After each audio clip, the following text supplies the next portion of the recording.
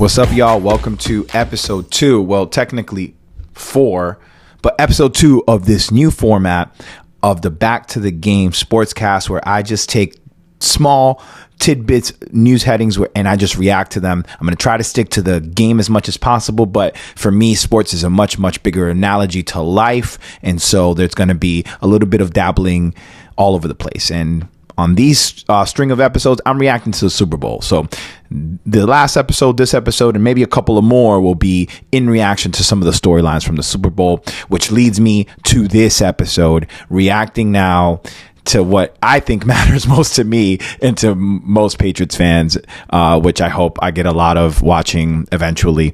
The Patrick versus Brady debate is done for now. It's done. It's done. Okay. First, I'll start off by saying Patrick is amazing. He is an amazing athlete and an amazing young man.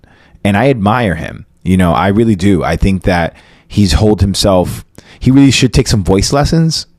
But outside of that, he's really upheld himself. His character, his decisions have been all how you would want your quarterback to be. But I do still think he falls short in a way that a lot of the quarterbacks of this generation fall short. He is the best of them, but I still think that there's this part of the game that these generations of quarterbacks are missing. And I'm gonna include Josh Allen, Lamar Jackson, Joe Burrow. Actually, I think the opposite of him. I think if I were to start a team and I had to pick any quarterback in the league, I think I'd pick him if he could only stay healthy. That's the one caveat. You know, availability is your best ability as a quarterback. It's just number one. You have to stay healthy, and Patrick is amazing at that. Hurt, nicked up, he plays. But I do think that debate with him and Brady is put to rest, and I don't mean it in a mean way. Brady's actually very fond of, from what I've seen, of Patrick. But I do think now 2 times in Super Bowls, almost a third, because that win against Philly last time, he was outplayed by Jalen Hurts. I think Patrick still relies too heavily on his athletic ability. And I think during the season, and then he has a clutch gene. Let's just face it. Like, he snaps into something that, you know, the rare ones do. He does have that. To me, he's a top 5 quarterback NFL history. I'm not ready to put him as number 1 or 2. For me, Brady's number 1, Joe number 2, Manning number 3. But I think he's entered top 5 for sure. But I think the media was so desperate to put Patrick as number 1 because I'll try to avoid that. Actually, some people will know what I'm talking about, but I think that there is this this palpable, like, wanting to place a certain kind of quarterback as one of the greats, because for so long this other kind of quarterback was considered the greatest, and now we're having an influx of different quarterbacks, and we really want to desperately place them in the stratosphere of the greatest of all time, and Patrick is there. But he is not Tom, and it shows in Super Bowls, and it's really by the razor thin margins. But it's clear to me that Patrick still has another level to go when it comes to film study and preparation. You know, he has all the tools, all the physical tools, but twice now in the Super Bowl, a team has been able to exploit him pretty bad. Not like keeping it close or anything, like just fully expose the gimmicks of his game and take advantage of them, which he often bails on the pocket, reverts to wanting to get home run balls. And this is a problem with Josh Allen and Lamar Jackson. They're so wonderfully athletic that they still haven't been able to hone it in and become great game managers, like great game managers. Breeze, Manning, and Brady, Rodgers in their prime were great game managers. Now, Pat he showed that this year. He had a inferior roster. I just don't think it's to the level of Tom and even Peyton, to be honest with you. I loved listening to Tom talk about Patrick on his interview on The Herd. He talked about Patrick, and he mentioned how he says all of the right things, and I agree. I think Patrick he has the opportunity to get into that stratosphere, but I just don't think he could ever pass Tom. I'm biased, obviously. I'm a Patriots fan, but I just think in that game last night, that game reminded me, and I'll talk about this a little later in another episode, a lot of the Super Bowls for the Patriots versus Seattle and then again against Atlanta. They had the superior roster, Atlanta and Seattle. Tom had 7th round, 6th round guys for receivers. One of the years, I think Gronk was hurt against Atlanta. He didn't play, right? And I could be wrong about that, but I'm pretty sure. And Tom still managed to be competitive in those games, in both of them, winning them with an inferior roster. And I think that always came down to, and it's, the coaching equals out because Andy's a great coach. So is Bill, although I think Bill's superior as well. It came down to he knew the teams better than they knew themselves.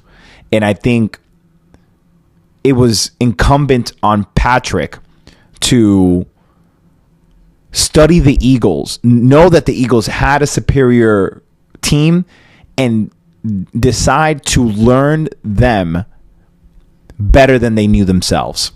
And this is the second time he plays them. Schematically, I mean, some players are different, but he doesn't get to face Saquon. Schematically, they're probably a very similar team. They remind me of the team that beat the Patriots. It's that front four, pretty good secondary, great secondary.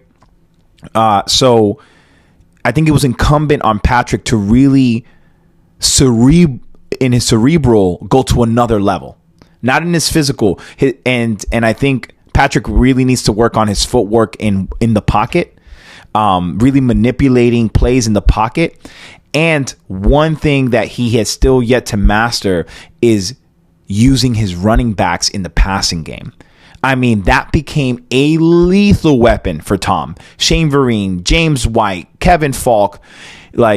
Tom, if he felt that your linebacking core and your secondary was superior, if your defensive front was getting to him quick, he had no other choice because he couldn't do his own legs. And I think that's one of the things that some quarterbacks are running problems.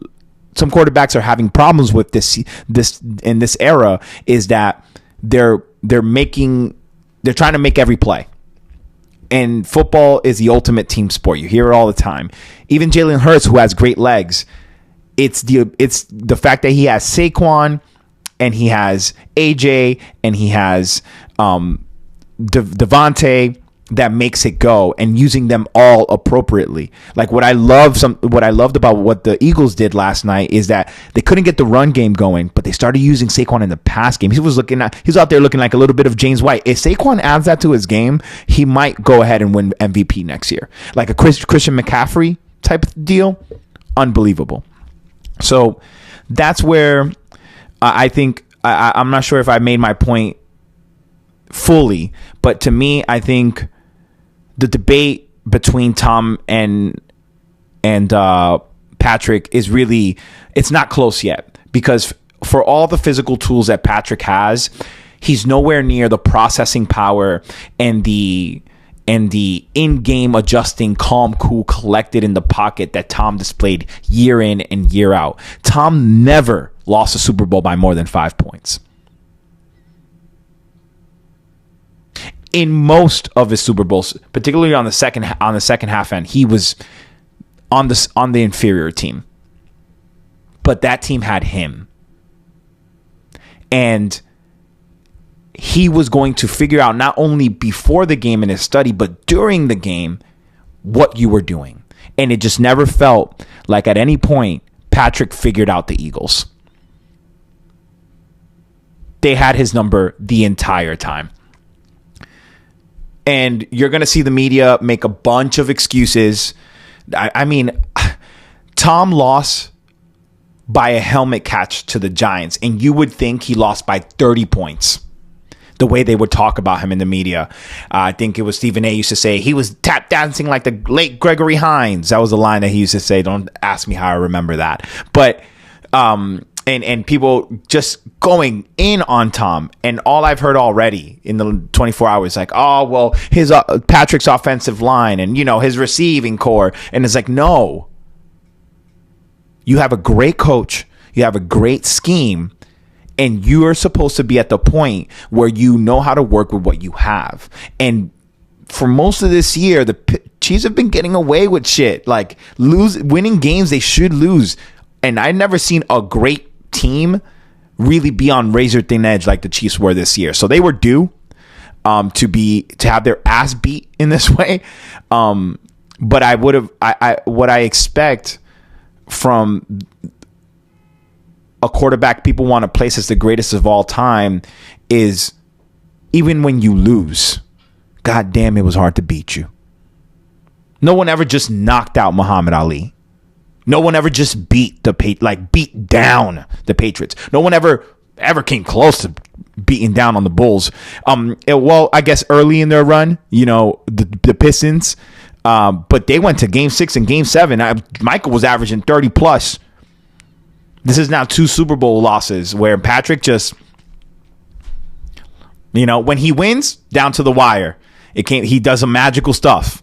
He's great when the team is, but like when they needed him to overcome their weaknesses, he fell short. And that's not a lament on him. I think there's just another level that he needs to go to, and I don't know that he can. And I think that in an interview with Tom before the Super Bowl, they're talking, going back and forth. Man, I love you. You love me, blah, blah, blah. A little bromance. And then Patrick throws in there. He's like, we're lucky we don't have to play guys like you anymore.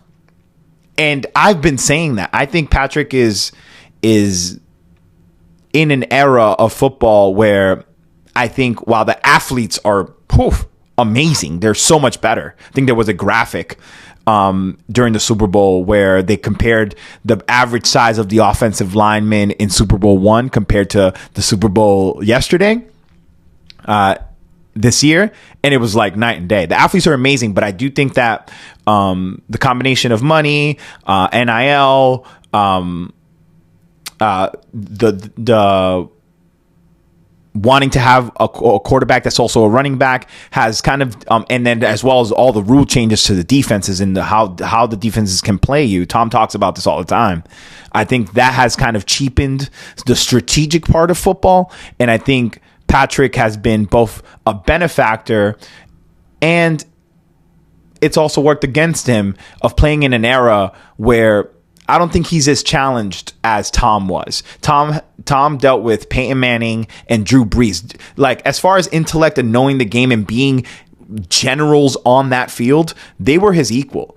And Tom just had a slightly more competitive edge, and he also had Bill Belichick and the structure, and he was just, I think, a better team player than Peyton was. And he was more sacrificial and more better in situations than Peyton was. I think Patrick is like Peyton, where he's gonna, if he sees it, bang, bang, bang, you're done. But when it gets tight, like really tight, and the team has 2 weeks to prepare for you. Now we've now seen twice Patrick just kind of fold. So to me, that kind of knocks him down a few notches. I think really how you perform in these games. I mean, even in the loss to Philly, Tom threw for 500 yards, and the Hail Mary was almost caught at the end of the game. Against the Giants, both times he walked off the field with the lead the last time in the fourth quarter. Look, Philly was a great team. They've been the best team in the NFL all year. I don't think that the Chiefs were the best team. I think Baltimore was. But it was incumbent on Patrick to know this information and prepare to have to beat the Chiefs with this. I mean, have to beat the Eagles with this.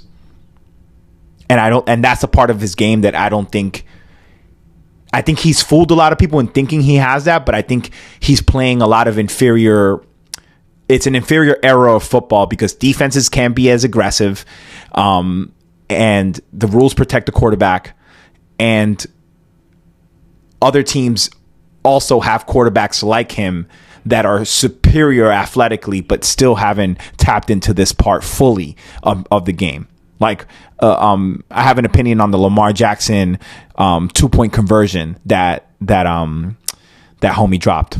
That's probably not too popular. I heard maybe one person talk about it, but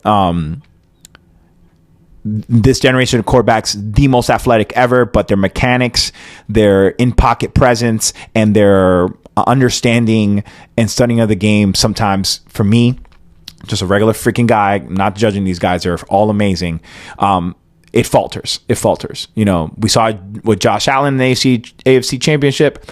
We seen it with Lamar several years, and then we don't see it with Patrick often, but now twice in the biggest stage, he just folds.